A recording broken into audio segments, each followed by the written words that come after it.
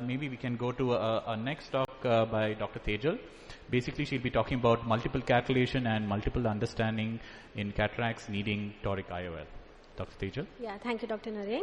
So I'll be discussing about when we need to implant a toric IOL and what are the considerations that we need to take into account. So when do we implant toric? When do we plan? In case of stable keratoconus, when there's regular astigmatism starting from plus or minus 0.75. You can even customize your astigmatic IOLs up to 15 diopters, and even post PK, or even when a patient is choosing a premium IOL, you would want to make sure that, there is no residual error at all. So in these patients, it's always better to do a detailed evaluation and plan a trifocal toric IOL. So what are the challenges that we face? Mainly deciding what to correct, optimizing the calculation, making sure there is minimal surgically induced astigmatism, and to make a note of post-operative rotation. So how do we optimize a toric calculation? So clinically, we do a refraction, slit lamp, dilated fundus, and a tear film status needs to be evaluated. We do a routine topography, an optical biometry is done. Also, we make a note of aberrometry in these patients. Out of all of these, the most neglected part would be the tear film status, but perhaps it's one of the most important things, I would say, because tear film is the first refractive index, and sometimes we tend to neglect it, or, we feel it does not have that much of an impact, but no, it does play a very important role in these IOL calculations and aberrations. So if you treat the tear film accordingly, say patient has an MGD or aqueous deficient dry eye, you grade the dry eye accordingly, mild, moderate, severe, give a good lubricant for a month, and then call the patient back, repeat the scans, and then recalculate, and you will actually see the difference in the epithelial surface also. But post-op, if you do not treat the tear film and then you do a surgery, patient will always come back with a lot of aberrations and patient will always be unhappy. So it's always better to make a note of the tear film status and then go ahead with surgery. So we have a lot of online calculators available, but the commonly used formula is the Barrett toric calculator, because it's very important to calculate the posterior corneal astigmatism, because only if you take the anterior cornea, then you will be overcorrecting the with the rule astigmatism and undercorrecting the against the rule astigmatism. So what are the commonly used calculators? All these are available online. So we have the Alcon online toric calculator, which uses the Barrett toric calculator formula. Then we have the Technis, which uses the Holiday 1 formula. So these values have to be put into the calculator, and the calculators, depending on which lens you choose, they will tell you the axis and the lens that you need to put place in these patients. So you have the Zeiss calculator, which will take the keratometry and the total keratometry into account.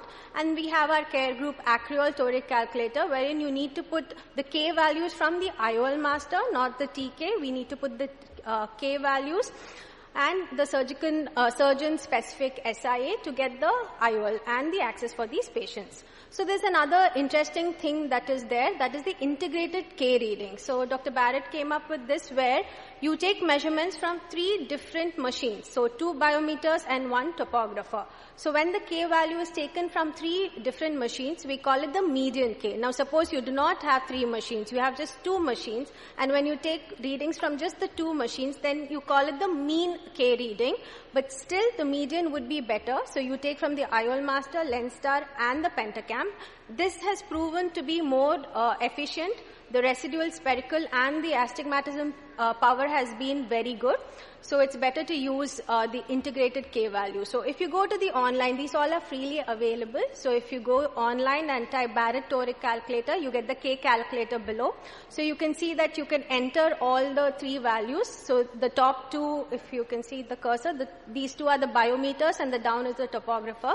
So once you enter the values, the system automatically incorporates the actual K into your calculator. So you don't have to decide which K value you need to put. If your IOL master is better or Pentacam is better, we don't have to choose that. The calculator by itself chooses, and it automatically incorporates it into the calculator and to your calculation. So there have been studies which says that it is statistically significant and comparable to the Barrett calculator. So what do we do post-surgically? Now how do we assess if patient has residual astigmatism or if there is any misalignment in the axis that I have placed? For these, they have multiple evaluations that can be done. So we have our eye trace. So eye trace is a machine which displays the internal astigmatism, and it will also tell you how far off the alignment we are, and it will tell the exact degree of rotation. So what is the lens placement and what is the rotation that has happened post-surgery. So if you need to realign, this is something it will tell you how much it is rotated by. So another important thing that is available online, it is called astigmatismfix.com.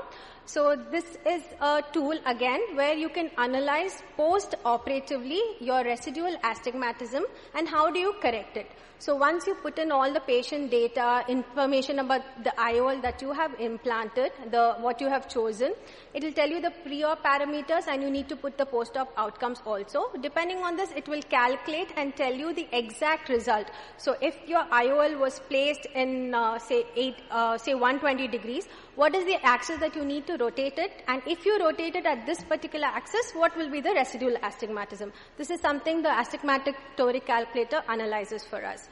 So we have been hypothetically doing a study. So usually what happens when we take white to white, we either take it in the vertical or in the horizontal place. So this is our research where we feel Pentacam has the ability to take around 25 to 50 scans. So when you take 25 scans in different meridian, we found that wherever the white to white was the smallest, that was the area of the steep axis. So we did a detailed evaluation on a few patients, and we found that if the white to white was 67.7, if that was the lowest white to white, the steep axis was around 66. So out of these patients, 83% of our patients said that if the lower your white to white, that's where the steep axis is going to lie. We are still working on it. So once we have a clear-cut data on this, we'll be able to explain it better.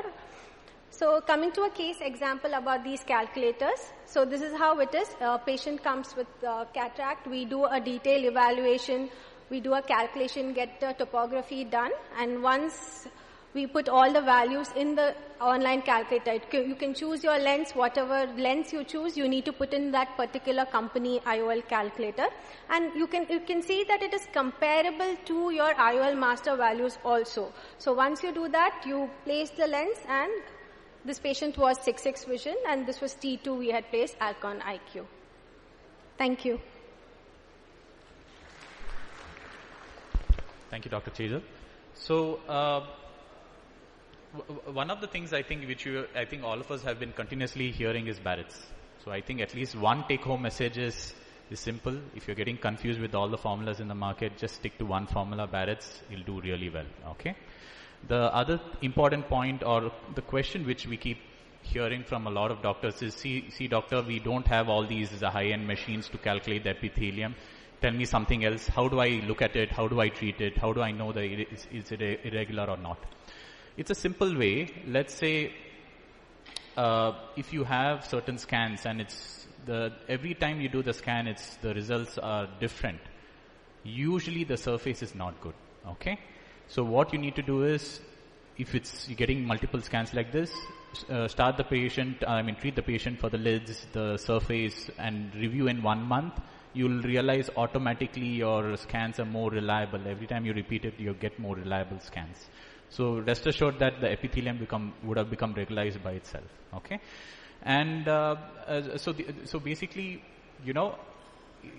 and one of the point which I wanted to mention, what was very, very interesting in the study which we did on the white to white, this is an extremely, extremely useful tool, especially in keratoconus, right?